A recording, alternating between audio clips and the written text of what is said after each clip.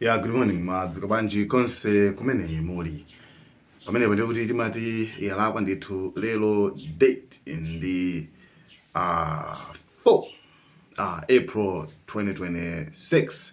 Yes, pamene ndithu tikufufuzabe ndithu pilot mmodzi ku dziko la Iran komanso kuonjezerapo kandege kenanso kochita kuti Warthog kasongo kamene konse ndithu chaku Strait of Hormuz nakonso ndithu akatidzimula. So and the other issue is ndege yoyamba ija F-35 imene inaphulitsidwa ndikugwetsedwa pasi yayi Americans ndithu achita kuvomereza kuti yayi zonadi Trump so ndithu achita kuzidwa kuti yayi zonadi kandege kamene kali untouchable kosagwiridwa kacha kandege kamene kamapanga zodabwitsa kacha yayi kapeza kuti kagwetsedwa ndithu. So pamene apa chifukwa kali mu Iran mwini ndi panalibe kuti mwina angachitire mwina yayi fantasizi zine zimakama kagwetse mwina kanali kwina wake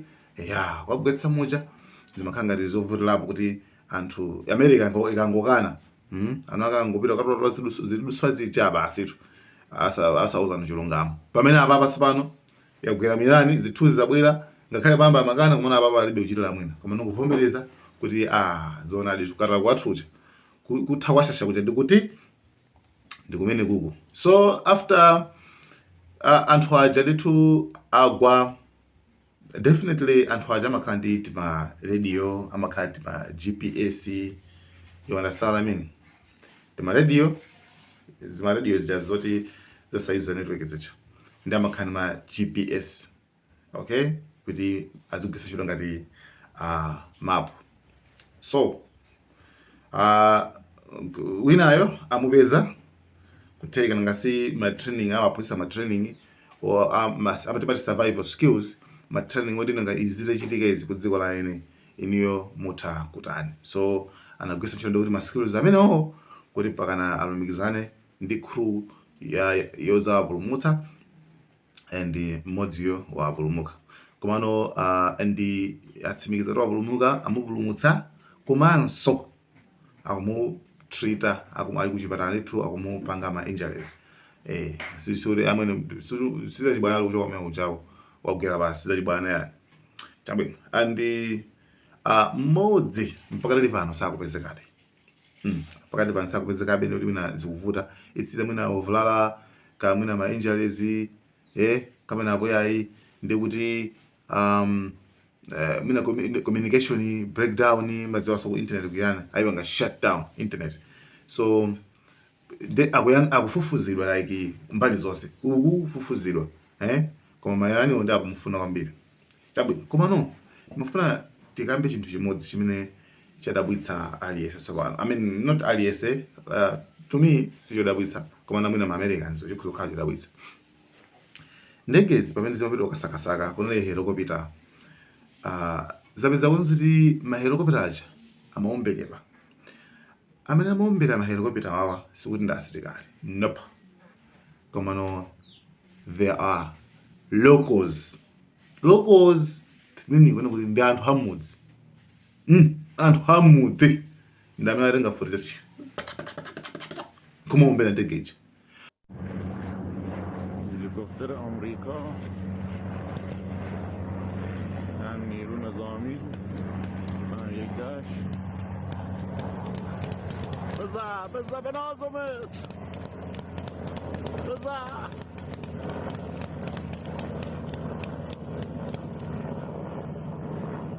osala asilikali koma anthu hamudzi. You understand? You understand? Zimene zikupasani picture ndi mlwanji. Trump bwera zilipulumutse bwera pilot wako ndege kuboza sakasaka chino anthu omwemoyo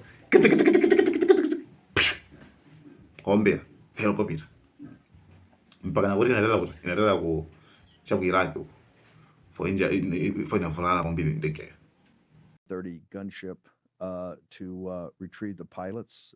Give us what you know. Yeah, it looks like there's a search and rescue SAR operation going on. And one of these videos that you were showing, I saw earlier because they apparently the locals are shooting at our Blackhawks and the C-130. They were apparently midair refueling and they were flying low, and people on the bridge started shooting at our planes. But they are looking for the pilots. It's a two-seater. So my assumption is that our guys got out. We've got some pretty great ejection systems, so I'm sure that our guys survived. And hopefully they are, laying low. The locals, there's a local news report in that district of Iran in after alipapalitsa. So even my expert awachenjeza kuti line ni danger zone. Iwo anatasa kwambiri amona ngati kuna aonda zinzawo so santhakwirana anda sikudali kumudzi mutaso kuona kuminda njani amene usanga tipange sanga ndimuna ndi anthu athu amene mina amene come here America, we are with you. Hayi ndithu awatotha kumene kuti so mini kwena kuti adedwa sanga kondedwe like even ndi anthu omwe sanga kondedwe. Why? Chifukwa inuyo ma Americans ma Israel mwapha ma civilians ochuluka kwambiri kuposa asilikali aku Iran. Ma civilians okhala ochuluka kwambiri kuposa asilikali. Number 2, mukaphulisa zinthu zoti ma civilians iwo azigwirisa ntchito. Definitely even ngakhale munthu amene amati chati boma limakuti koma zimene mukupanga zimene mapanga kuyanisi andisangu kusupport. Sizingatheke ura kusupport. Sizingatheke ndi pamunthu pomweso. Mwana? Chifukwa anthu aziti kuma guys. Let me tell you something. Ndikuuze zina zake mina pamuno boka. Ku Iraq panopa pali nthawi zosiyana kwambiri. Ku Iraq panthawi panga ankakandibandi Saddam Hussein. Right? Saddam Hussein anachita kuthawa nakabisira kubo. Okay? Malocals, even so anthu malocals anthu amba anayamba kuthandizira Saddam kuthandiza kuti basi boma ligwe anthu amba amene. Okay? Saddam Hussein kuti anali perfect. Saddam Hussein anali perfect. Saddam Hussein sanali 100% good kwa good. Na Yesu anandizina zimene amachita. Saddam Hussein yo paeka. Analisha mbali naso yabwinonso kwambiri. Saddam Hussein ndiye panali mwana wake. Mina anapangaso filimu so anthuso zokuza ndi mwana wake. Mwana ya amachiro dizina yake Udai. Yeah, mina mzaonera film imeneyo. Anthu anapanga iyeyo ne anali wesi. Okay, iye amakhala mwejo ndi even anapha minister kupate kuti pate kuye kungolenga futi kungombera minister pana sachochitika amagwiririra for yeni mwana Saddam Hussein and zimene zimachitika nthu pasi pala mwana wa Saddam Hussein. You understand? Zimene zikuphunzitsa kuti malamulo sokuti kweni zimayendera malamulo kweni yani koma zimayendera kuti ndiwaku budget reform. Yeah, so anyway, muli mosema zingakhaliyemo and analiso ngati amasankha so pang'ono amasankha kantundu kena kamene sagwizana nako Saddam Hussein samanyengerera. You understand? Samanyengerera Saddam Hussein.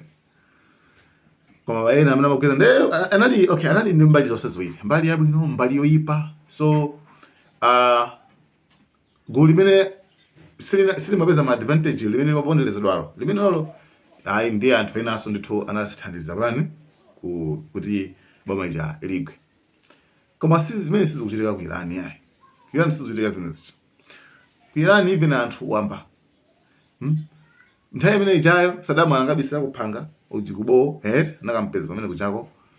And this time ku Iran ma president anthu enchana akumana ndi anthu kuti ndimene nawo ma selfie kucheza nawo kuchigulugulu kwa anthuko bwanji anthu sakona kuti ndimugwirani akufuna America uyu bali sakupanga zimenezi. Komanso anthu sakumite kuyankhulaso kuti ife tizafa yani dziko lathuli awa natsogolera athu.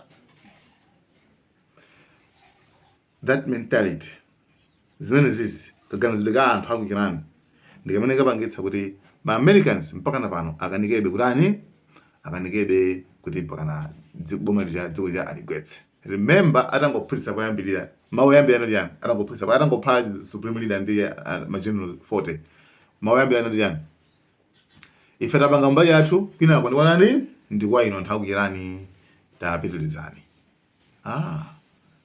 Koma amadziwa anthu 40